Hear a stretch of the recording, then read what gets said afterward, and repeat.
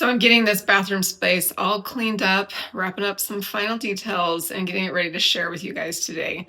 But I have to tell you, I was up here thinking or remembering when I put down purple tile in here and the kids saw a green toilet show up.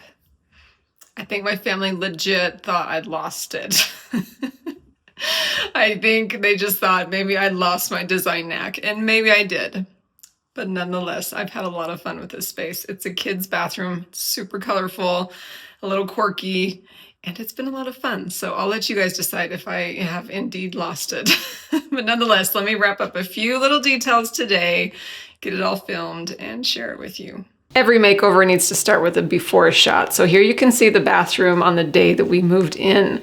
So they had some pretty wallpaper. There was this shower that was framed with the metal framing. It was a mold nightmare. We actually knew we had to get rid of that quickly. Just every time the kids would shower, it would get super gross and steamy. So we had a cultured marble shower installed. You can see here. We also got new marble countertops installed, and then it just kind of sat like this for a long time until we were ready to get to it. But you can see the ceiling, like mold was growing. The venting wasn't great in here.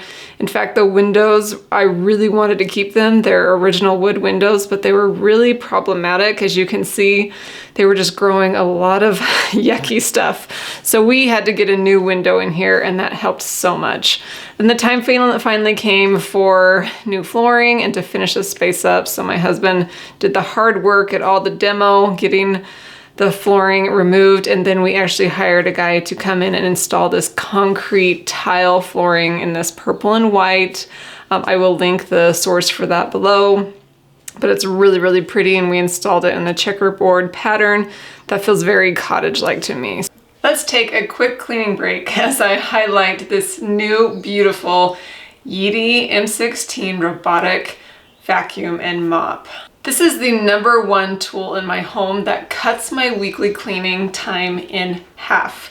I lovingly call it my helpmeet. It truly is a homemaker's dream machine, as it assists me in one of the biggest tasks of keeping a home clean, and that is keeping the floors clean. It's a huge job, and it's so nice to have an assistant who can help me with that. It's inventions like this that help me love technology a little bit more. The Yeti M16 vacuums and mops your floors at the same time, or it just vacuums if it's on carpet. However, I love the mop feature. This model features the Osmo Roller 3.0 self-cleaning scrub brush mop system, which is now 50% longer. And you can see here the comparison of my old Yeti model versus this new one, how that mop is longer, giving us more efficient coverage and a faster clean. The mop spins at 200 RPM, cleaning the floors better than I could with a handheld mop. It dries quickly, which works great for my solid hardwood floors. The mop self-washes as it cleans, never dragging dirty water across your floors. There is a strong downward pressure while it mops, which helps lift messes and stains rather than just like going over them. So no more getting on my knees to scrub sticky messes. But I also really love the vacuum, especially its zero tangle feature. I have had other robotic vacuums in the past, and I felt like they needed more babysitting than they were actually helping me, because it would constantly get tangled up, beep, I would have to go and untangle it. I have never had to do that with my Yetis. It just keeps going without any assistance needed from me. The anti-tangle brush actually picks up the hair without tangling it, which is very nice in a household with 4 girls with long hair and a dog. The Yeti's super suction power does a great job picking up big debris fast and easy. Then it takes itself back to the station and self-empties all that dirt. I like to tease my kids, and I tell them that the Yeti is my favorite child because it picks up after itself. Another great feature is the Power Boost charging technology. It can clean up to 2,150 square feet per task, and it restores 10% of its battery in only 3 minutes during the mop cleaning. It's a helper that finishes the job I give it from start to finish. Now that is a helpmeet. It's nice to know that once I set it and I need my floors clean, it's gonna get the job done. At the self-clean station, the Yeetie will wash the mop with freshly heated water, ensuring a hygienic clean every time. There's a separate container for clean water and one for dirty, which is about the only task I have to do. But it's easy to empty the dirty water and fill up the clean canister when I want to get my floors cleaned. The mop is continually washed, ensuring a clean brush and no streaks left on my floor. The dirty water auto cleaning cleans itself during each wash cycle, breaking down residue and draining it away to prevent odors, buildup, and cross-contamination. The auto empty technology empties dust for up to 90 days of hands-free use. That's a lot of floor cleaning I can get done before I even have to think about it. And you combine that with a long-lasting mop washing tray, it minimizes manual maintenance to just once or twice a year. I'll leave a link down in the description where you can check out Yeetie and the products they have, and specifically this model I shared with you today. It truly is a game changer for the homemaker, and I hope you enjoyed hearing about it. And a huge thanks to Yeetie for sponsoring this video. So here you can see me getting this bathroom all scrubbed and cleaned after construction, after installing trim, beadboard, painting it. I'm doing some touch up here. I decided I wanted pegs, and then I had a huge task of kind of scrubbing little paint specks off of the concrete tile flooring. So it was all getting cleaned and ready to be decorated and furnished. But you can see here we had a little problem with the toilet. The top lid actually came broken, so we had to wait some time to replace that. But in the meantime, we did start installing some decoration and furnishings. So I've had this little blue cubby shelf for a long time, and it dawned on me that it could be really cute in the bathroom against this wall to add some decor and even some nice bathroom storage for the kids. So hubby got that installed on the wall. And then I began making some curtains for the window. I actually had some fabric left over from the sink curtain that I did in my kitchen. It was actually a tablecloth, so some of the sides were already hemmed. So I just cut that to size and hemmed the rest of the edges. And then I just installed it like cafe curtain style on this little thin rod that I got with the clips. So really simple, cute, and charming. Even if you had like tea towels that you loved, you could easily do that for a simple cafe curtain. Then I wanted to add some pretty shower steamers in the bathroom for the kids. I thought it'd be really pretty in a jar too on the countertop. So I decided to make some of those. I actually have been doing that for a couple days. They take 24 hours to set. So here I'm making another batch. It's baking soda, citric acid, essential oils, and then you like get it wet. You can use water. I'm actually using lavender hydrosol. I love lavender hydrosol, but you just like get it wet until when you hold it or clump it, it kind of holds its shape. And then you can put it into the molds. I actually sprinkled some lavender buds into the molds first. I think that adds a really pretty look. I think for these shower steamers, I did lavender oil and lemon. I've also done lavender and eucalyptus or peppermint, all good blends. They're really refreshing when you throw them in the shower. Let them steam out and it just smells up the shower. It's super nice. There's lots of recipes online. I actually don't have one on my blog. I have a bath bomb on my blog, but you can find lots of recipes for these online. And with this space all decorated, looking cute, let's take you in and see the finished tour.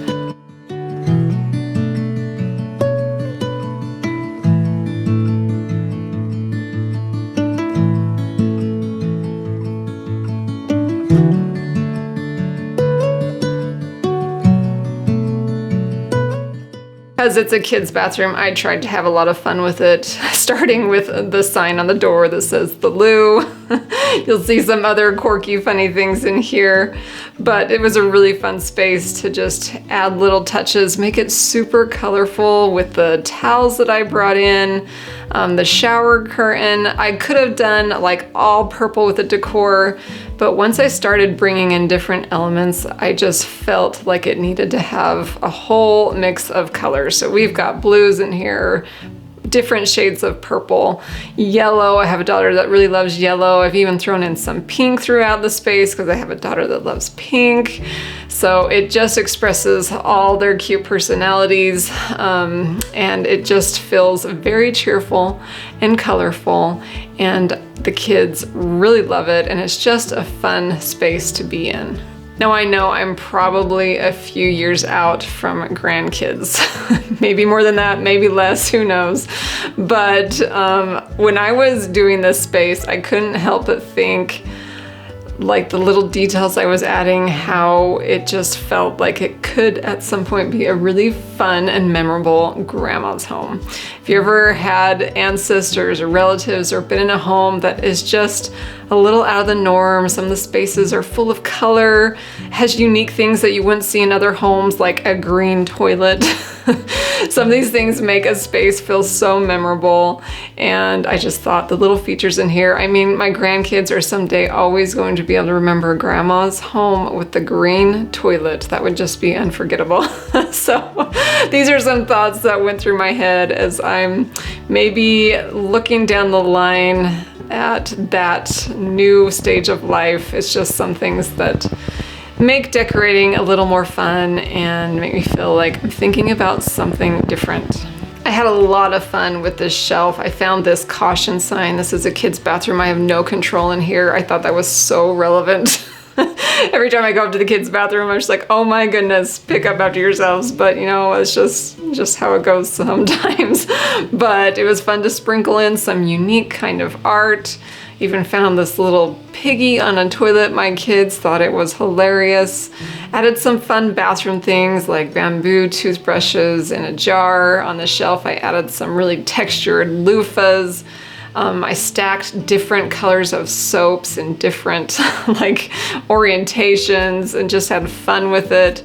Some things are decorative, some things are useful, like the Q-tips and the face rags. But mostly I just had a lot of fun adding a little bit of charm and character into this very colorful bathroom space.